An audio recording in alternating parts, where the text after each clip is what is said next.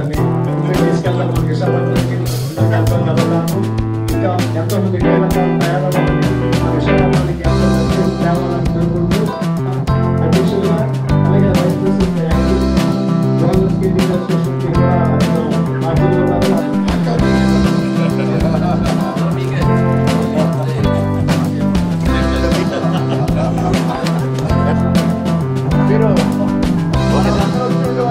Association annual general body meeting పెట్టుకున్నాం. So దీంట్లో ఏంటంటే మాకు గత సంవత్సరంలో ఏ కార్యక్రమాలు చేసాం, ఇంకా చేయబోయే కార్యక్రమాలు ఏంటి, అలాగే మా అకౌంట్స్, ఆడిటెడ్ అకౌంట్స్, ఏమైనా అడాప్షన్ అన్నీ కూడా జరిగాయి. ఈ సందర్భంగా ఒక ఇంటరాక్టివ్ సెషన్ పెట్టుకున్నాం. ఇంటరాక్టివ్ సెషన్లో చాలామంది సలహాలు ఇచ్చారు. సో స్పోర్ట్స్ డెవలప్మెంట్ విశాఖపట్నంలో ఏమేమి చేయాలి, ఏ కార్యక్రమాలు చేస్తే బాగుంటుంది, ప్రభుత్వం తరఫు నుంచి కూడా ఏమి ఎక్స్పెక్ట్ చేస్తున్నాం, జిల్లా అడ్మినిస్ట్రేషన్ నుంచి ఏమి ఎక్స్పెక్ట్ చేస్తున్నాం, అలాగే జీవీఎంసీ డిఎస్ఓ దగ్గర నుంచి ఏమేమి ఎక్స్పెక్ట్ చేస్తున్నాం కూడా డిస్కస్ చేయడం జరిగింది. ఈ సందర్భంగా మనకేంటి ముఖ్య అతిథులుగా విచ్చేసినటువంటి గణబాబు గారు అంటే గవర్నమెంట్ విప్, మనకి అతిథులుగా రావడమే కాదు, ఇద్దరు కూడా స్పోర్ట్స్ సంబంధంలో వ్యక్తులు. సో వాళ్ళిద్దరు కూడా చాలా విషయాలు చెప్పారు. ప్రభుత్వ దృక్పథం ఏంటి, ప్రభుత్వం ఎలా ప్లాన్ చేస్తుంది ఏంటి అని చెప్పేది. సో మీరందరూ వచ్చిన చాలా it's happy situation for all of us. Thank you very much. So over సంఘం ఈరోజు మీటింగ్లో ప్రధానంగా విశాఖపట్నంలో ఉన్న అన్ని క్రీడా సంఘాలు కూడా ఆంధ్ర రాష్ట్రంలోనే రాష్ట్ర సంఘాలకి ప్రతినిధులు, రాష్ట్ర సంఘాలకి ముఖ్య అధ్యక్ష కార్యదర్శుల హోదాల్లో, అదేవిధంగా ఫెడరేషన్లో కూడా కీ రోల్ ప్లే చేసేటువంటి ఒక ఎమినెంట్ పర్సనాలిటీస్ అయితేనేమి, ముఖ్యంగా దేశంలోనే అత్యున్నత క్రీడా పురస్కారాలు ఏవైతే ఉంటాయో శిక్షకుడికి ఇచ్చే ద్రోణాచార్య, క్రీడాకారుడికి ఇచ్చే అర్జున అవార్డీసు, ఇలాంటి అన్నిటితో కూడినటువంటి వాళ్ళందరి సూచనలు సలహాలతో నడపబడేటువంటి ఈ క్రీడా సంఘాలన్నీ కూడా విశాఖపట్నంలో ఉండడం మా అదృష్టం. అందుకని ఎప్పుడు చెబుతుంటాను నేను, కంబైన్డ్ స్టేట్లో కూడా విశాఖపట్నం ఒక క్రీడా రాజధాని.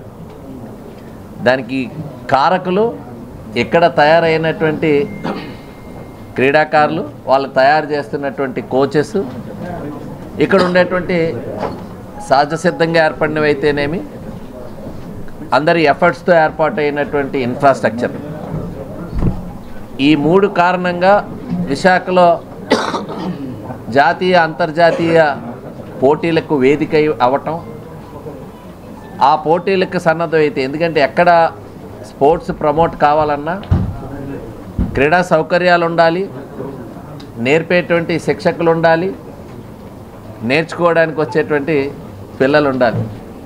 సో ఈ మూడింటిని సమన్వయం చేసుకుంటూ ఈ మూడు మంచి ఫలితాలు ఇవ్వాలంటే అదంతా కూడా క్రీడా సంఘాల వల్లే సాధ్యపడుతుంది.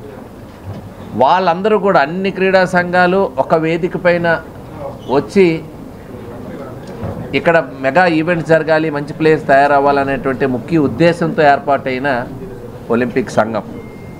అందుకనే విశాఖపట్నంలో పెద్దలు కోదండరామయ్య గారు ఆ రోజు పూర్తితో ఏర్పాటైనటువంటి ఒలింపిక్ అసోసియేషన్ ఒక మెగా ఈవెంట్స్ చేస్తూ అనేక అసోసియేషన్స్ ఉన్న అన్ని అసోసియేషన్ యాక్టివిటీస్ కూడా చాలా రెగ్యులర్గా ఏదో ఒక యాక్టివిటీ జరుగుతుంది. కొద్ది పోస్ట్ కోవిడ్, ఆ కోవిడ్ సందర్భంలో కొన్ని ఈవెంట్స్ జరగకపోయినప్పటికీ మళ్ళా ఆ కల్చర్ డెవలప్ కావాలని ఇప్పటికే మా జిల్లా స్థాయిలో కలెక్టర్ గారి సమక్షంలో 2-3 మీటింగ్స్ జరిగినాయి, సమీక్షలు జరిగినాయి, మంచి సలహాలు కూడా ఇవ్వడం జరిగింది.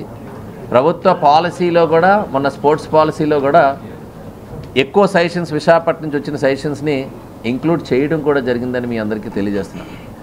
కంట్రీలోనే ఒక బెస్ట్ స్పోర్ట్స్ పాలసీ ఏదైతే ఉందంటే అది ఆంధ్రప్రదేశ్ స్పోర్ట్స్ పాలసీ. ఇది నేను చెప్తుంది కాదు, అందరూ చెప్తున్నటువంటిది, మనం ఒప్పుకోవాల్సిందే. సో డెఫినెట్గా ఈ పాలసీ వల్ల భవిష్యత్తులో మంచి మెడల్స్ రావాలి రాష్ట్రానికి. అదే సందర్భంలో ఒక మెగా ఈవెంట్స్ కూడా జరగాలి. ఆ జరగడంలో మనకి కొంత ఇన్ఫ్రాస్ట్రక్చర్ కూడా రావాలనేటువంటిది ముఖ్య ఉద్దేశం. సో డెఫినెట్గా ఇప్పుడు ఈ సందర్భంలోనే వైజాగ్ ఒక ఫోకస్ కావాలనేది మా అందరి లక్ష్యం.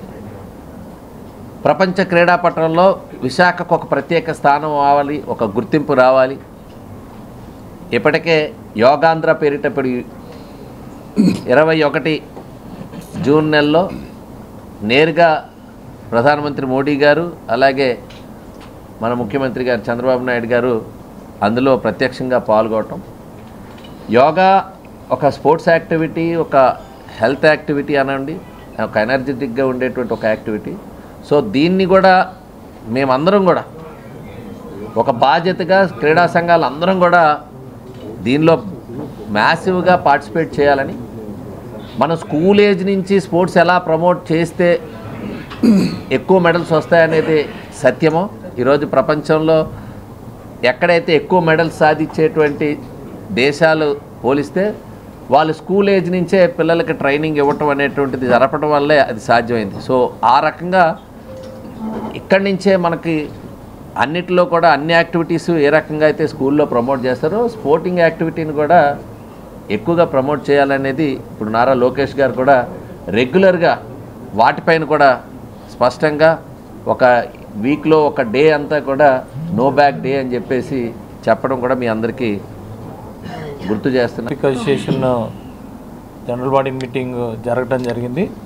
ఇక్కడ వాస్తవానికి గణబాబు గారు చెప్పినట్టు స్టేట్లోనే అసోసియేషన్స్లో ముఖ్యమైన వ్యక్తులందరూ కూడా అసోసియేషన్లు రన్ చేస్తున్న వ్యక్తులు విశాఖపట్నం కూడా ప్రాతినిధ్యం వహిస్తున్నారు. వాళ్ళందరూ కూడా ఇక్కడికి రావడం జరిగింది. కేవలం ఇక్కడ ఒక్క విశాఖపట్నమే కాదు, ఈ Visakhapatnam Olympic association, the Olympic association ఏదైతే ఉందో ఇక్కడ వచ్చిన సలహాలు సూచనలు కూడా స్టేట్ మీద చాలా ఇంపాక్ట్ పడతాయి. అందుకే గణబాబు గారు ఫస్ట్ నుంచి కూడా చెప్తారు, ఇది స్పోర్ట్స్ క్యాపిటల్ సిటీ అని విశాఖపట్నం, స్పోర్ట్స్కి ఉమ్మడి రాష్ట్రంలో కూడా.